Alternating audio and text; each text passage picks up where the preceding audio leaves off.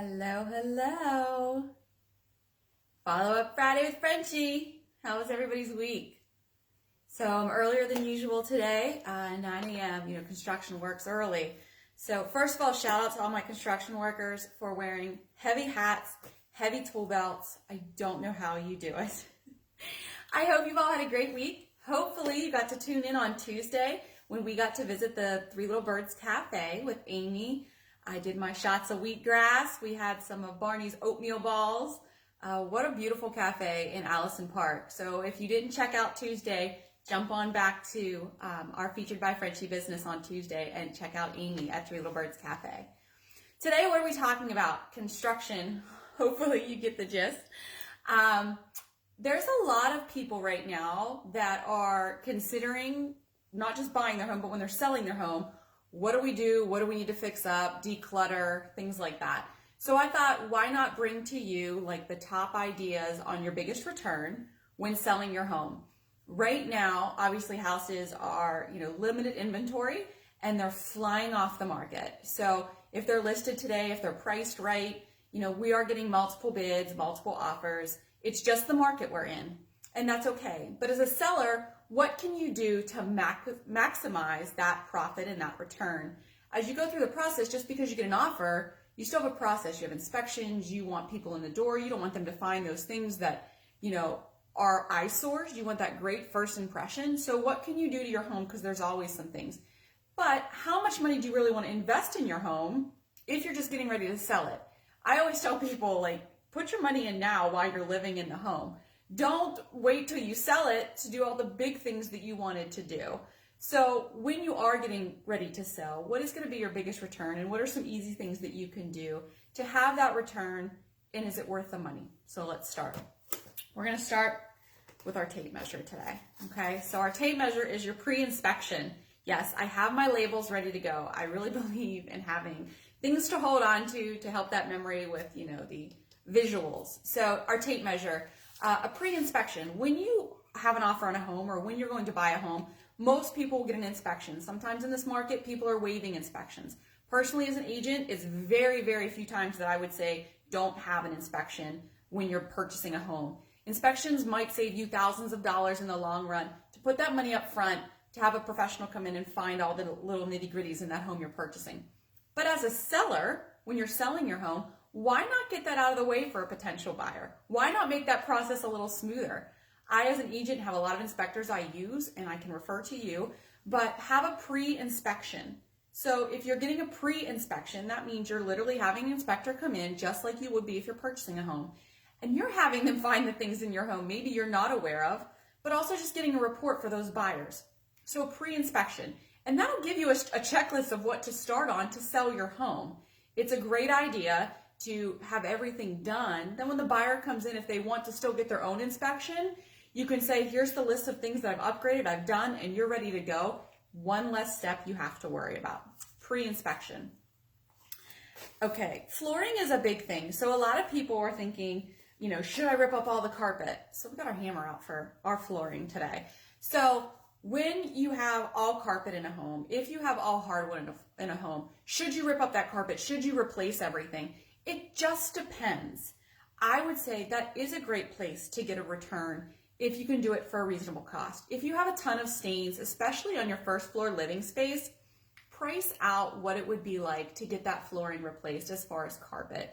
Carpet can be a somewhat inexpensive way to facelift that home, to give it a fresh new look, especially if your carpet is destroyed. Maybe it's pets, maybe it's kids, maybe it's just some kind of stain, too much wine. You never know. But can you get it replaced, or can you just get it cleaned? Even having a professional cleaner come in, you're giving a fresh look to that room with carpet. So what about hardwood? Some people are like, should we just rip all this carpet out and put hardwood in? Hardwood does have a better return for the most part.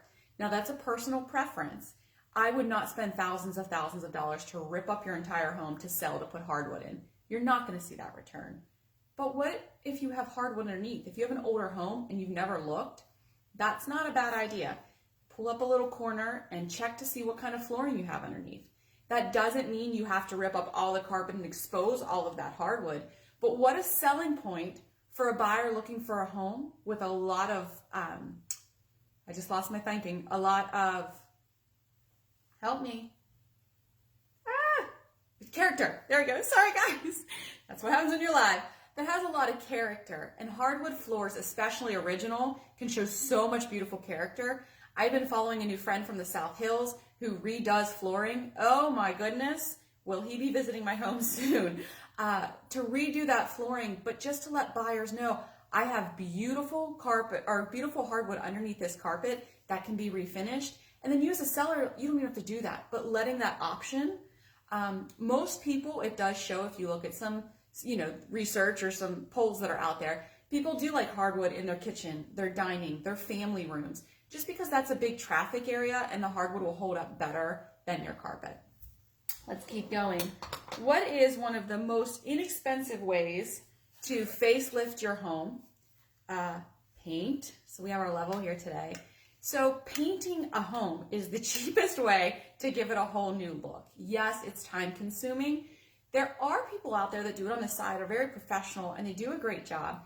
If you have the extra time, it's the best way to show the easiest return on bringing a house back to life, whether it's touch up or a full repaint.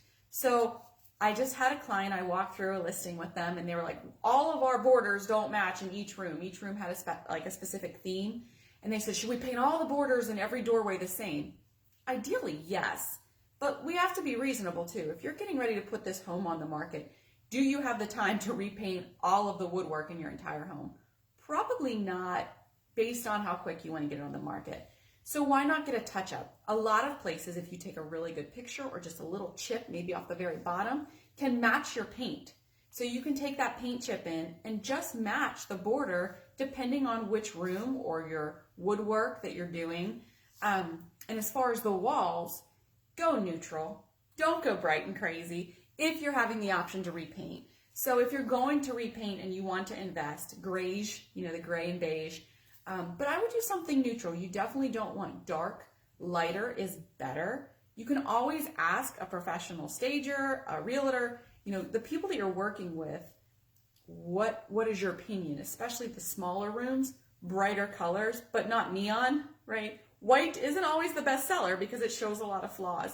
And there's experts when you go to pick out your paint that can give you a heads up. But paint is a quick, cheap, easy way to return on selling that home. It's just a quick, fresh feature. All right, what other tools do we have here today? How about our kitchens? So if you read like top line things to redo to your home to get the biggest return, kitchen does come up. It is also one of the most expensive, renovations you could say in a home, because you could be talking appliances, flooring, redoing the layout of the kitchen, your cabinets. Again, I am someone that says if you're going to put that much effort, do it and enjoy it. But just to resell, what can you do to your kitchen that will give you a return? Because kitchen is a huge selling point for a lot of people, especially being closed in a lot or you cooking from home. That's where everyone gathers. Food is a gathering, especially for us. I don't care how big of a space I'm in. My family is always in the kitchen. So a kitchen is a place to, if you have the extra money and your kitchen seriously needs updated, what can you do for that return? If it's way outdated, you do want to do something other than staging to have it match the rest of your home. A simple thing to do is look at your cabinets to refinish. Now that does take some skill. There are businesses out there that can refinish your cabinetry and they'll do it right. Now there's also the DIY, right? That you can go on the HGTV. You can look at the different Google searches on how to refinish cabinets. There's something as simple as just painting over. There's certain chalk paints I believe that you can use. Get a professional, talk to an expert, do your research before you just jump into refinishing your cabinets. Maybe it's also just a simple change out the fixtures on your cabinets. The handles need done. Can you put some throw rugs? Give it some new look, put fresh flowers.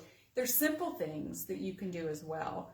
But a kitchen is a big seller to get that return, to invest some money if you have it. Your kitchen. Where else are we going here? Our screwdriver. Where's my screwdriver? How about a bathroom? Bathroom is also another place that you can see a big return if you put the investment into. So for some reason, you have your top selling points. Bathroom, we spend a lot of time in there to get ready in the morning, to shower, to use the restroom, kids in and out. It's just a place that people want to have clean and fresh. So a bathroom is another place that you can look at investing in. And again, it doesn't have to be a whole remodel. If you have the time and money, it's a great place to focus in to see how you can do that. But something, again, going back to paint, if your bathroom's a little darker, brighten that up. If you have wallpaper, it might not be a bad idea to pull that wallpaper and really invest in that bathroom to open this space. It's a smaller room, so light colors, bigger space, and maybe just change out your fixtures. There's a lot of great consignment stores that you can find to invest in getting maybe a pedestal sink or just changing something up with, of course, having a certified maybe plumber, something to do the attachments, your handyman, handywoman. Not me, by any means, I'm not doing plumbing. But to do some little things to that bathroom without a full remodel, but you'll see a return because it's a seller for people. People spend time in their bathroom. So just changing out your fixtures and doing your paint is a big deal. Now we're getting into some things that are, hit or miss. So one thing that comes up a ton, I have my nails here, for the roof. This is something that comes up a lot. That's one of the first questions. I would say 75% of buyers, one of their first concerns is, what is the age of the roof? Personally, for our own home, that was a question for us. Is it have any legs left in it? This goes back to your pre-inspection. If your inspector comes in and they say, hey, you might want to get that roof looked at a little further, take the time to have a roofer come out, one that you trust. You don't want to be dragged over, oh, you need a new roof so that they can make money. And I'm not saying that that is always the case. It's just you want to make sure you're trusting the experts that you're using. But definitely for your roof, it's a selling point. So if you come in and let's say, I think now the shingles can last 30, 35 years. Let's say you have 10 years left. Well, then if it's in good shape, that doesn't mean you have to replace your roof. Just because it's old doesn't mean that it doesn't work. And if it's not broke, why are you fixing it? So I believe in that truly. If the roof is in good shape and it's toward the end of its life, as long as there's no problems, don't invest in that, in my opinion. I would wait, but get a roofer, an expert in that field, especially if the inspection comes back and say, hey, what do you think? Now, let's say you have 1 or 2 years left and they're like, that roof, you're going to get a leak. Now there's a point that you're going to see a return.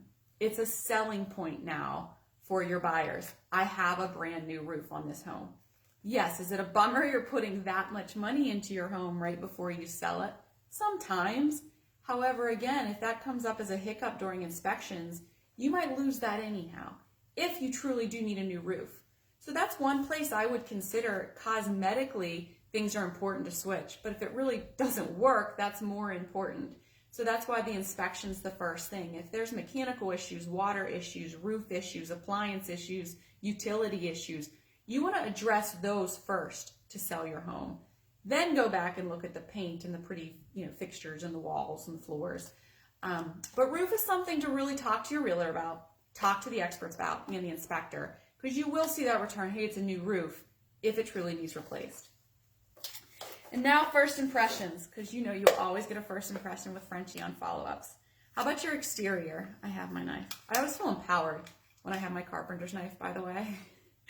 But exterior. So the exterior of your home, first impressions, first date, job interviews, meeting the kids' teachers for the first time. There's always things that we do with a first impression. Body language, smiles. It's the same thing with a home. When you pull up, I'm not even talking walking yet. You're not even out of the car. You drive up. What is your first impression of this home? It's the exterior. So that is somewhere I also tell people, especially, I know it's difficult in Pittsburgh sometimes with the weather, but simple things as far as you're investing in shrubs, cut grass, pulled weeds. Those aren't things that are going to take a lot of money. That's just some time and a little bit of effort to sell your home. Go get some potted plants and put them out front in the summer. Let's talk about winter. Oh, Frenchie, no one's going to see my house. I'm selling it in the middle of winter. Not true. Are your sidewalks shoveled right before you're selling? That's a big deal too. Not only the buyer's agent that's walking up to the home, but how about the buyers? Wow, these sellers are taking the time to make sure their home is taken care of, walking up that sidewalk, and I'm not chucking through snow to get there. It's a big deal. So not only just the exterior as far as are your curtains hanging evenly from the outside, Are the weeds all out?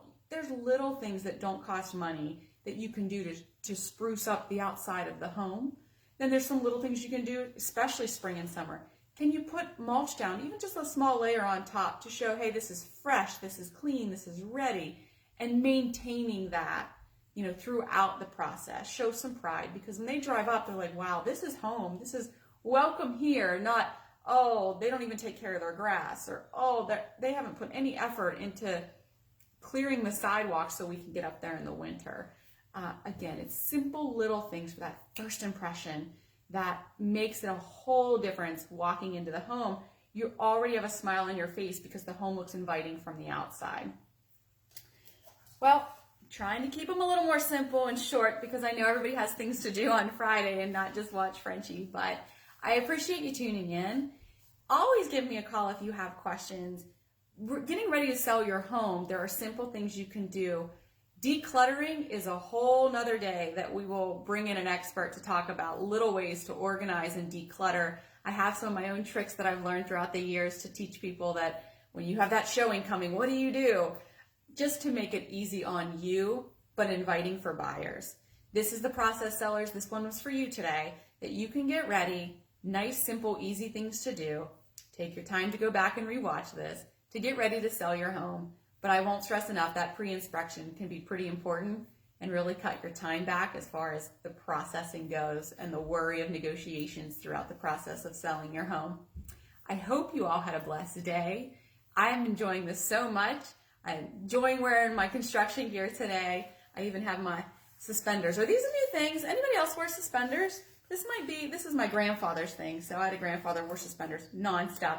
But I might have to bring them back, y'all. What do you think? I have a wonderful day, and I hope you all do too, planned out. I hope you have a great weekend. We're supposed to have some warm weather here in Pittsburgh this weekend. I'm waiting for it because it was raining yesterday. I love what I do. I know you will too. Have a blessed weekend, everybody.